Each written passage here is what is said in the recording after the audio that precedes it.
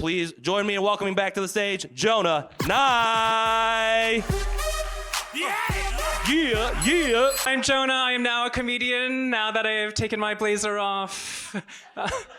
I've taken my day drag off. What a weird segue, right? What a weird segue. Systemic racism, capitalism, to some chuckles. Can we have one more round of applause, please, for Grace Foster and the Inclusion Initiative? Can we also make some noise, please, for Sherry and the staff at Minneapolis Institute of Art? Sherry, are you sure you're not Asian? You are running the hell out of this run of show. It is on time. I'm Jonah. I'm so lucky to be able to travel for stand-up and perform around the world. Earlier this year, I was performing in London. Okay, that impressed fewer of you than I had hoped. I get it. We're in Minneapolis, the London of the Midwest. No, I was in London. I was opening for Lady Bushra. Lady Bushra is a South Asian drag queen, comedian, cabaret artist. It's a lot, right? So they have me open for her because they need someone just a little less gay to ease the crowd in. Disclaimer, I usually perform stand-up at 10 p.m. or later in the dark for drunk people. It is now 3:05, very bright, and most of you seem pretty sober. So we're gonna do some dark jokes, but I figure, you know, who can take a dark joke? A room full of adoptees and foster care alumni, right? We've played the Misery Olympics. Nothing I say is gonna shock you, and if it does, just remember, it's just jokes. It's just jokes, right? And honestly, I get paid the same, so I'm not really that concerned about it.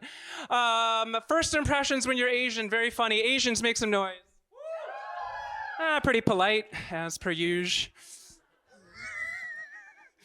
Yeah, Asians, everyone always thinks we're younger. I was at a restaurant yesterday in Eden Prairie. It's as white as it sounds. I was in Eden Prairie. They always think I'm younger, but 3 weeks ago, I turned 46 years old. Thank you. Yeah, even the Asians are like, wow, okay. Good job. It is always a white person, though. It's always a white person who says I look young, and I have to remind them 60% of the people on this planet are Asian. So statistically, I look average. White people, you just look old. It's not a judgment, it's just math, I am so grateful for the great Asian comics in the world, the greats who paved the way for me, that busted through the bamboo ceiling. You know, they made it possible for someone like me to even think about doing stand-up. Comics like the great Ali Wong from Beef. You don't need to do that, she's not here. Just managing your expectations. I'm your Ali Wong, sorry. Who else? Ronnie Chang from The Daily Show. He's amazing, right? J.D. Vance from Sephora's eyeliner collection. Her eyes look amazing. I don't know, they've always looked a little Asian to me. I think it's the eyeliner, the shade. I love that shade, though. What should we call it? Maybe a Pope killer. Something else people don't usually guess about me is I'm Jewish. Ooh, mixed reviews on that one. Any Jews here? Oh, okay, well, you and I can hide together after. Lighten up, folks, that joke kills in Amsterdam. So I was adopted at 2 months old. Make noise if you're adopted or a foster care alum. Yes, 1 adoptee, 2 adoptee, 3 adoptee. Do I hear 4? Looking for 4 adoptees, going once, twice, sold to the white family in the back. Oh, you just made their dreams come true. Now, I have a darker version of that joke that I only tell after 10 p.m. Are you ready for it? Are you okay with it? Okay. But here's the thing. In the clubs, there's never anyone who's adopted. So you all gonna have to be quiet when I do the call out, all right? So here, I'll do it again. This is for the 10 p.m. crowd of rich white people, mainly. I was given up for adoption when I was 2 months old. Is anyone else here adopted? Nope, you didn't? Okay. I thought Asians would be better at the rules. Asian F for you. Fail, and it was just past fail. One more time. I was given up for adoption when I was 2 months old. Anyone else here adopted? No? It's okay. Abandoned again. Thanks for leaving a seat open for my mom. Maybe she'll show up for my 47th birthday. No, my adopted parents are cool. My mom's a Russian Jew, and my dad's a Southern Baptist from Texas. Yeah, so on Saturdays I had a rabbi, and on Sundays I had a minister. Mondays we had group therapy. There is a much darker version of that, which I will tell you in the lobby if you want to hear it. Anyone take 23andMe or Ancestry? Yeah, oh, a lot of you. Oh, so did you find out anything interesting about yourself? No, you're white. Great story. What about you, Asian and the sequins? Did you find out anything interesting? No, okay. This is what's called crowd work, and it's not working. No, I was excited when those things came up. 2 minutes? Oh, sorry, I thought I had 15. Sorry, I'm looking at the sign. I was very excited when 23andMe came out because my adoption was closed. It was sealed. So I don't know anything about my medical history. I don't even know what race I am. You know, I could be anything. Please be white. Please be white. Keep hearing it's easier. No, I took an off-brand version that said I was Korean and Japanese this year. Now, I say this year because if you've taken it, you know the data sets change. So like the first year I took when I was Korean, Japanese, and Chinese, this year I'm not Chinese at all. So thank God, because I did not want to be tariffed. Some big news, I just had a big audition for a national commercial. Thank you. You didn't let me finish. It was for Hims. Do you know what Hims is?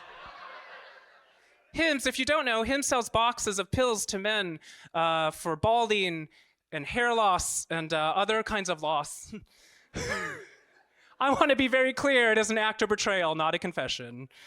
So I opened up the email from the casting director to see like what are they looking for in this person for the commercial. First requirement, East Asian male. I'm like, I think I can do that. Second one, average looking, not a model. I write to my agent, Adam, thanks for thinking of me. Third one, must be comfortable kissing a woman. Intimacy coordinator will be provided on set. That's right, Adam, don't think we're gonna need that intimacy coordinator. I don't think the actress is gonna feel threatened by me, you know, unless I'm judging her outfits. So the scene they want me to shoot and film back for the audition is you're playing basketball with the boys. That's not the joke. You make a free throw, celebrate. This is a lot of pressure. All right, I'm on the road alone. I've got an hour to make this thing. I've left my good basketball in my other purse. So to get in character, I YouTube Steph Curry making free throws. Are you surprised I knew who Steph Curry was? I didn't. That was after Googling celebrity and basketball and boys. So I can reenact the audition for you. Want me to? All right, here we go. So here is the audition I did for them. I'm dribbling. What? That's what it looks like. Hello, boys. Let's free throw. Well, that wasn't so hard. And speaking of not being hard, Hims. It's just for the boys. All right, we're running short on time. I'll blaze through these. Worst job I ever had was actually here in Minnesota, in Minnetonka. It was a McDonald's. I was 15 years old. They put me in drive-thru. I was the only Asian person there. And people would compliment me all the time on my English. Yes. So to fight back, I made up a little racist game. The game was I would guilt trip white people into taking sweet and sour sauce if they didn't need it. And the way I did this was I used my Asian voice. Do you want to hear my Asian voice? Okay, lower your expectations. I didn't really know any Asians. My only point of reference was Mr. Miyagi from The Karate Kid. So here's the Asian voice I used at age 15 drive-thru in McDonald's in Minnetonka, Minnesota. Oh, that's it. That's the whole impression.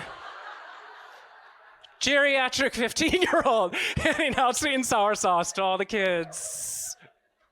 My husband and I were on a reality TV show called Baking It on NBC with Maya Rudolph. It's okay, I didn't watch it either. Thank you, Mom, and the other two who watched it. Have you noticed all reality shows are the same, where the minorities are cast to teach some sort of cultural lesson, right? So the black best friends on our show, they made a cake in honor of Kwanzaa. It was horrible. Horrible cake, it was raw in the middle, but they passed through, right? Right, they passed through to the next episode. NBC was like, do not send a black team home on Kwanzaa. Black cakes matter. That's how you win that is how you win a reality TV show, folks. You have to have your own minority cake. You know, my husband and I, we needed a gingerbread brick with just the word Stonewall frosted on it to make it to the finals. My husband and I celebrated our 10th anniversary this year. 10 years, that's 20 straight years. That's the conversion. We haven't had it as long. Best part about being married this long is we've accepted each other for the horrible people we really are. Right? We don't have to pretend to be good or nice people like when we were dating. We play this really mean game with each other. It's called Crystal Ball. You can try it with your spouse. What you do is when you're out in public, look for a bad older version of what the other person will look like in the future. So for my husband, he's Irish, so pale, male, stale, just like I like him. Minnesota, you're my happy place.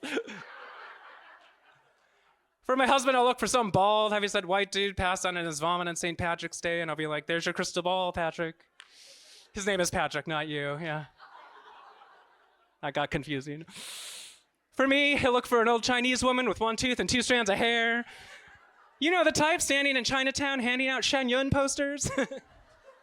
Yes, Shen Yun, yes. You can't outrun Shen Yun. She's everywhere. It's the show we all know, but no one has seen. All right, I'll leave you with this. There's this article in the New York Times about interracial couples and which combination of races earn the most money. So the conclusion was Asian plus white equals material success. And in my case, I married a white doctor. Oi, Jewish mother, rejoiced. So he went to school to study medicine, I went to school to study music, and yet we share the same bank account. Now it's our money. So Minneapolis, I gotta ask, who's on top and who's on bottom now? Thank you, folks, you've been great.